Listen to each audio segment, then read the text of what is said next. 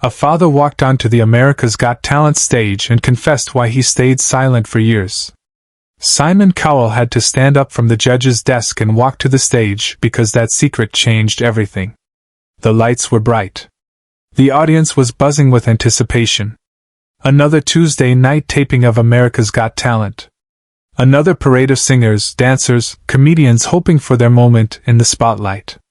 Simon Cowell sat at the judge's desk in his usual position. Arms crossed, that familiar expression of skeptical curiosity on his face.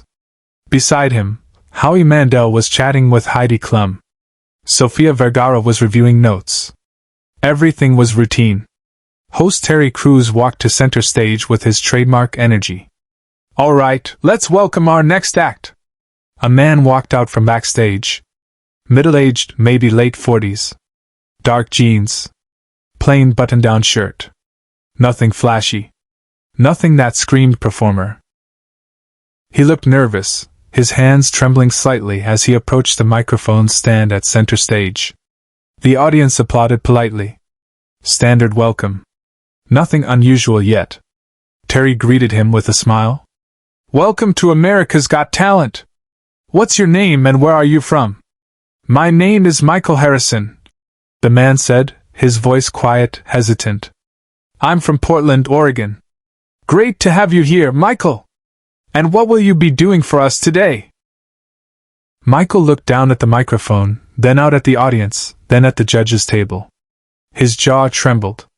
I'm going to sing. But before I do, I need to explain something. I need to tell you why I haven't sung in 17 years. The audience went quiet. Terry's smile faded slightly, replaced by genuine curiosity. At the judge's table, Simon uncrossed his arms and leaned forward. "Okay," Terry said carefully. "We're listening." Michael gripped the microphone stand with both hands, steadying himself. 17 years ago, I had a daughter. Her name was Emma. She was 6 years old. And she loved music more than anything in the world. His voice cracked on the word. Loved. Past tense. The audience understood immediately. A wave of murmurs rippled through the theater. That night on the America's Got Talent stage, a father made a confession and Simon Cowell had to leave the judge's desk and walk to the stage for the first time because that secret changed everything. Michael took a shaky breath and continued. Emma had leukemia. She was diagnosed when she was 4. We did everything: chemotherapy, radiation, clinical trials. She fought so hard. She was the bravest person I've ever known. Tears were already streaming down his face.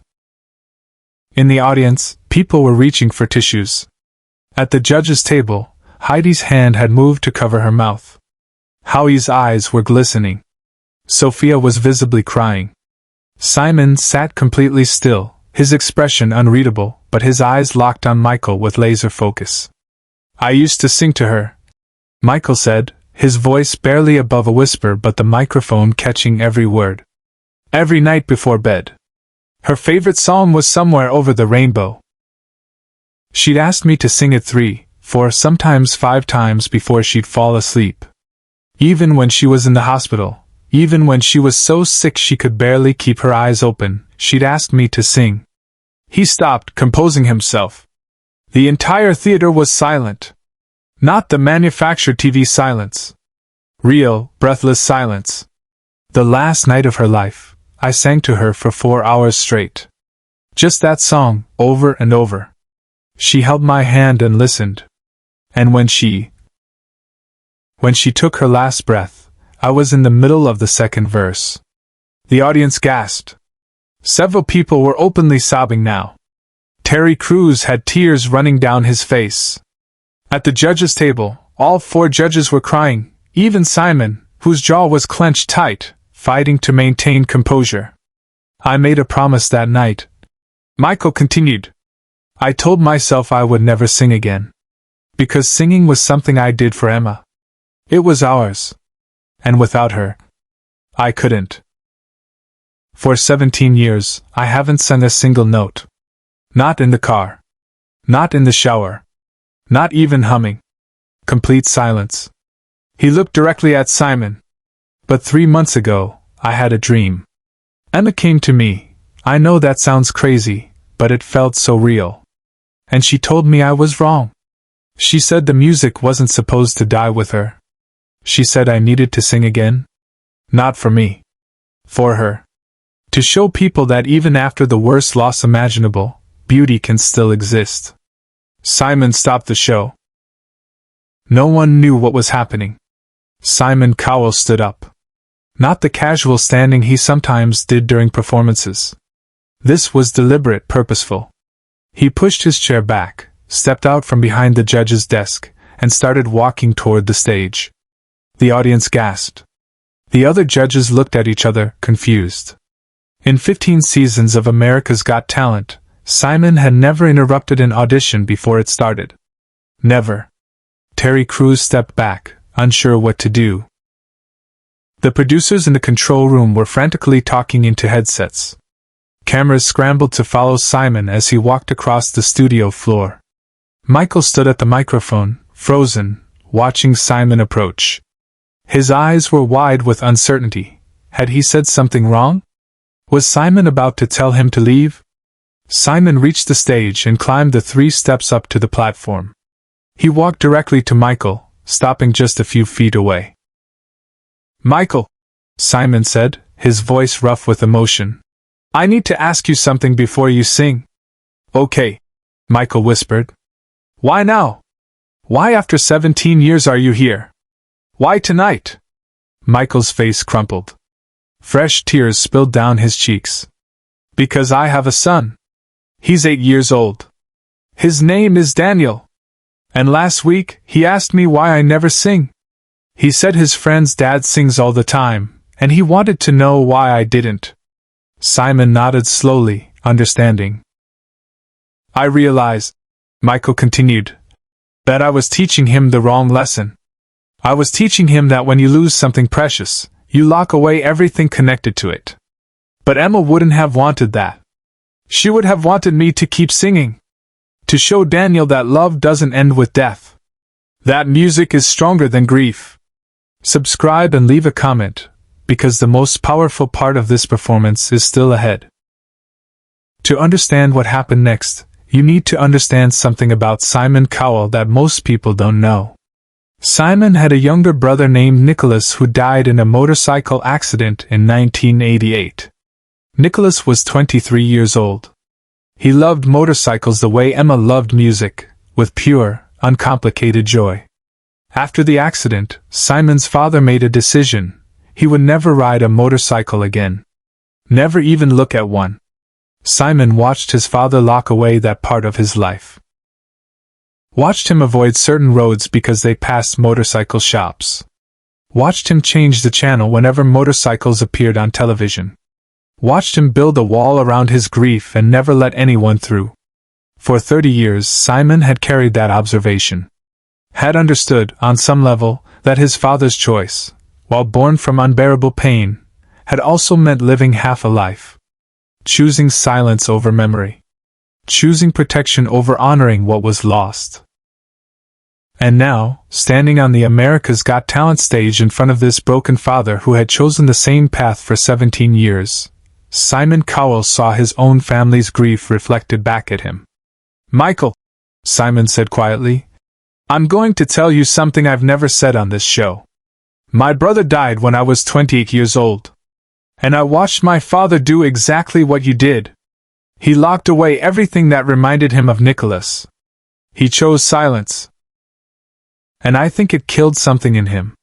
Not his body. He lived another 25 years. But his spirit. His joy.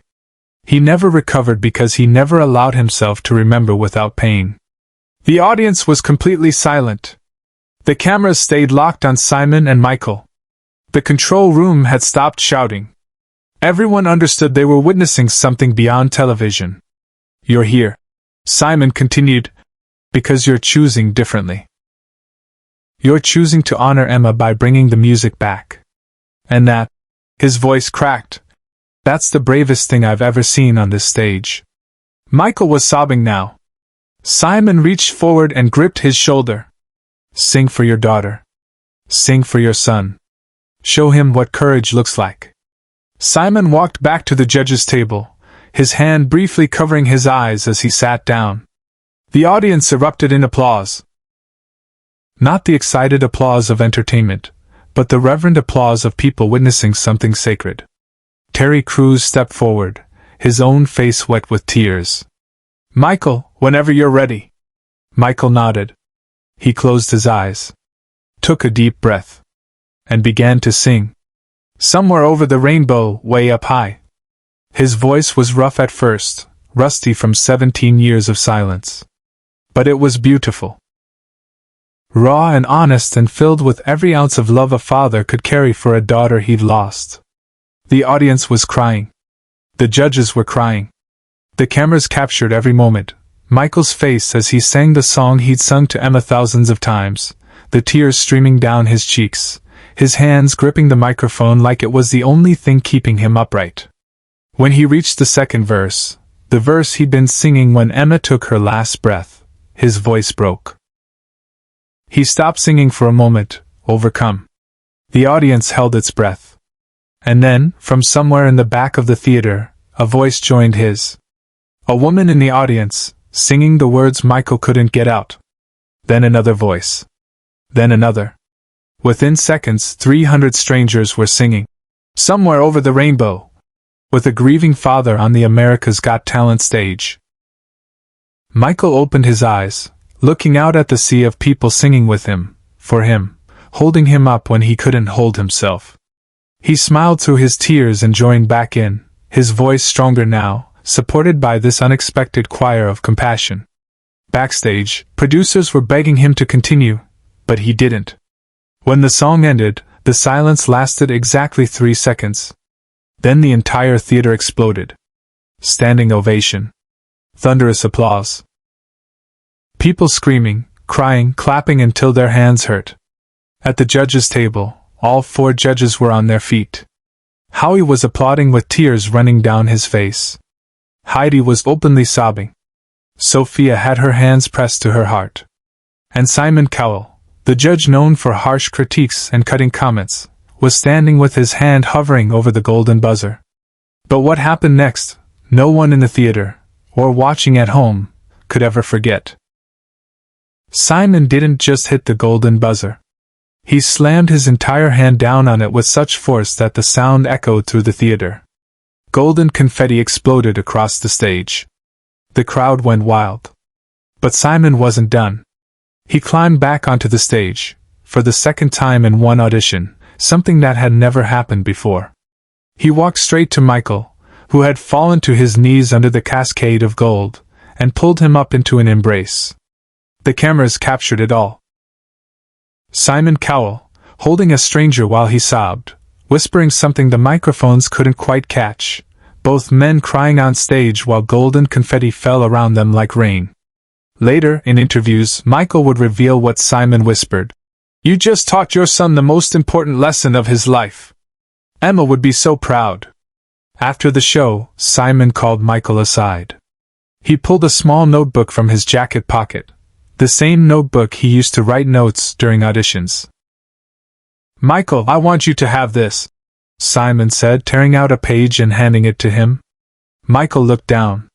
On the page, in Simon's handwriting, were 3 words. "Nicholas. Emma. Daniel.